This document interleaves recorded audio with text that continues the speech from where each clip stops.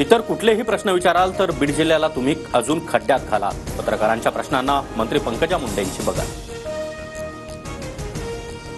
पंकजाताई, आमच्या पालकमंत्री तुम्हीच। भाजप जिल्हाध्यक्ष शंकर देशमुखांचं वक्तव्य। तर सुधरा जरा, पालकमंत्री अजितदादा लिहून देऊ का? पंकजा मुंडेंनी जिल्हाध्यक्षांचे कान टोचले।